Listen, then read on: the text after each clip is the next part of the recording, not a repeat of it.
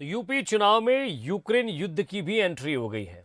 ज़रा इसको समझने की कोशिश कीजिए, क्योंकि हेमा मालिनी एक बयान दिया है। उन्होंने कहा है कि मोदी जंग रोकने की कोशिश कर रहे हैं। दुनिया बोल रही है मोदी जाकर जंग रोकें। सत्ता में मोदी देश को आगे लेकर गए हैं और इन 7 सालों में अगर उनके कार्यकाल की बात करें तो वो भी एक मजबूती भरा रहा, ये उन्होंने कहा। और साथ में मोदी देश को वैश्विक तौर पर आगे लेकर चल रहे हैं। आज भारत विश्व गुरु बनने जा रहा है। तो चुनाव है यूपी में, पहले आतंकवाद के बाद फिर छुट्टे पशु के बाद गुंडा राज, तमाम तरह की बातें हुई, लेकिन अब एक नई चीज की एंट्री। प्रधानमंत्री नरेंद्र मोदी जी 7 साल के अंदर पूरा देश को इतना ऐसा आगे लेकर गए हैं कि पूरा विश्व देखता रह गया है।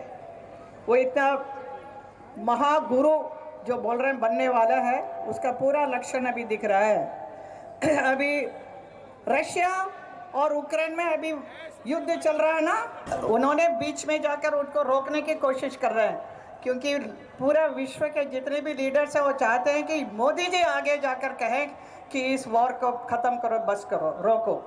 मतलब इतना सम्मान दे रहे हैं पूरा विश्व हमारे प्रधानमंत्री को। हमें गर्व होना चाहिए कि ऐसे एक प्रधानमंत्री हमारे हैं जिनके हाथ में आज पूरा देश है और हर क्षेत्र में हर जगह विकास हो रही है। और ज़्यादा बातचीत के लिए हमारे एग्जीक्यूटिव एडिटर शैलेंद्र सिंह जी राजपूत हमारे साथ। शैलेंद्र जी, ज़रा इस यूपी चुनाव को हम जैसे जैसे समझते जा रहे हैं, रोज़ आपके साथ एक बैठक लगती है, उस बैठक में हम ज़रूर चर्चा करते हैं अलग अलग बयानों के मद्देनज़र भी, साथ ही साथ चुनाव में किस तरह की वोटिंग हुई है, कौन सा बयान कैसे फ़र्क डालेगा। एक राजनीतिक विश्लेषण की ज़रूरत ज़रूर रहती है और उसी राजनीतिक विश्लेषण की तरफ बढ़ते हैं और ये समझने की कोशिश करते हैं कि वैश्विक स्तर पर क्या हो रहा है। वो हमारे समाज के अंदर, देश के अंदर फ़र्क तो डालता ही डालता है, लेकिन राजनीतिक तौर पर आप कैसे उसका फ़ायदा उठा सकते हैं, कैसे आप उसकी एंट्री सीधे कर सकते हैं, ये ज़रूर आज देखने को मिल रहा है इस बयान से। देखिए, दुनिया के किसी भी कोने में कोई भी घटना घटी हो, भारतीय सियासत को ये महारत हासिल है कि वो उसमें अपना अवसर खोज लेती है और इस बार बीजेपी यही कर रही है। देखिए, बीजेपी इसमें माहिर है और ये उसके लिए एक मौका है। ब्रांड मोदी जिसको वो मजबूती से पेश करती रही है पिछले 10-15 सालों में, उसको और मजबूती से पेश करने का। और कल मौका था जब पुतिन की 25 मिनट बात हुई मोदी से, तो ये एक मौका मिल गया बीजेपी को। और आज और अवसर चुनाव का है तो उसमें ये बात तो उठनी ही थी। तो हेमा मालिनी जी जिस तरीके से ये बात कही है कि मोदी एक दुनिया के सामने एक बड़े नेता के रूप में उभरे हैं और भारत का मान बढ़ाया है। और देखिए, मोदी का हमेशा से एक अंतर्राष्ट्रीय घटनाओं में एक रुचि आपको हमेशा दिखेगी।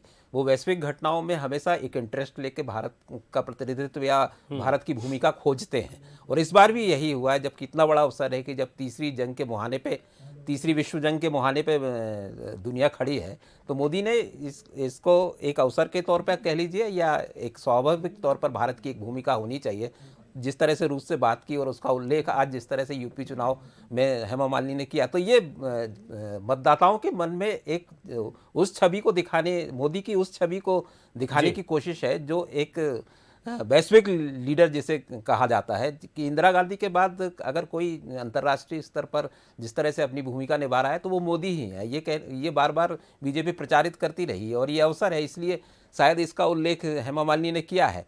दूसरी तरफ विपक्ष को भी मौका मिला है, उसने भी अपने अवसर तलाशे हैं। जिस तरह से कल जयंत चौधरी ने कहा कि देखिएगा 10 दिनों बाद पेट्रोल डीजल के दाम बढ़ जाएंगे और केंद्र सरकार कुछ नहीं कर पाएगी।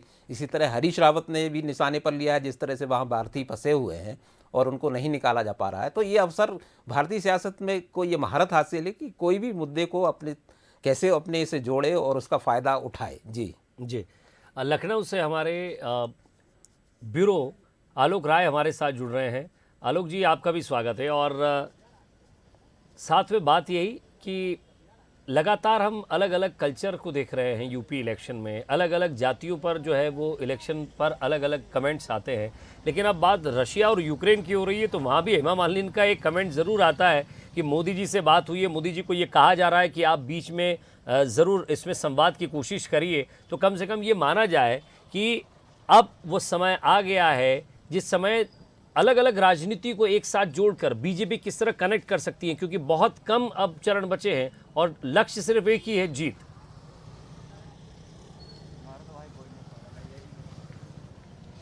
देखिए, निश्चित रूप से अगर बात की जाए उत्तर प्रदेश विधानसभा चुनाव की जो 2022 चल रहा है, तो कहीं ना कहीं पूरे देश की निगाहें उत्तर प्रदेश चुनाव पर लगी हुई हैं, क्योंकि उत्तर प्रदेश देश का न सिर्फ एक बड़ा राज्य है बल्कि राजनीतिक रूप से सशक्त और बहुत ही जागरूक है।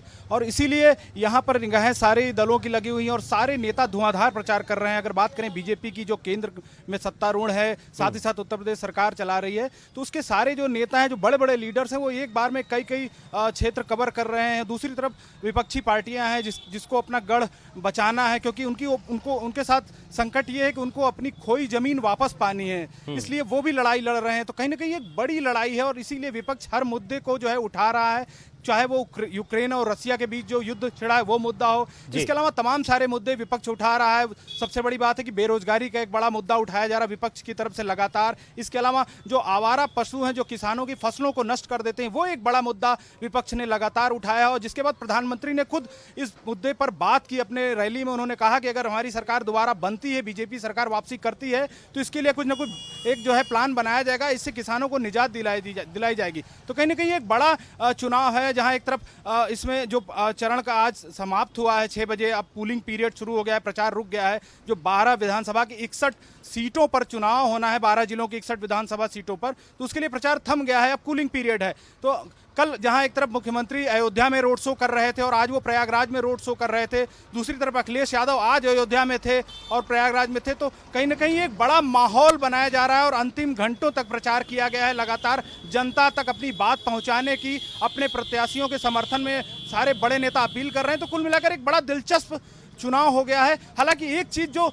बड़ी अचंभित कर रही है इस चुनाव में कि जो वोटर है, जो मतदाता है, वो बड़ा साइलेंट है। मतदाता को अभी तक कोई समझ नहीं पा रहा है। इससे पहले के चुनावों में मतदाता के जो है इतना मुखर रहता था, लेकिन इस बार कहीं ना कहीं वो बहुत ही सन्नाटे में है, बहुत ही चुप्पी साधे हुए है। इसलिए जाहिर सी बात है सभी राजनीतिक दलों की और उनके बड़े नेताओं की जो है बेचैनी बढ़ती जा रही कि आखिर क्या होगा, क्योंकि जो तमाम चरण अभी तक हो चुके हैं, 5वां चरण होने वाला है परसों, उसके बाद 2 चरण और होंगे, तो कुल 7 चरणों का चुनाव है। 4 चरण हो चुके हैं जिसमें लखनऊ भी शामिल था। तो कहीं ना कहीं बेचैनी बढ़ती जा रही है दलों के नेताओं में कि चलिए आलोक, आप नजर बनाए रखिएगा, लगातार आपसे इसी तरह की अपडेट और इसी तरह का आपके साथ संवाद होता रहेगा, बातचीत होती रहेगी।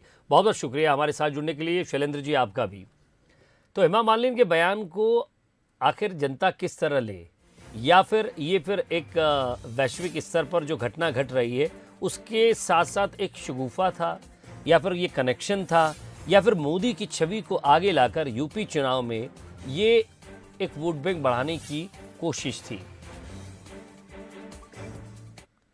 और चलते चलते एक नजर न्यूज ऑफ द आवर पर। मधुकुंज अगर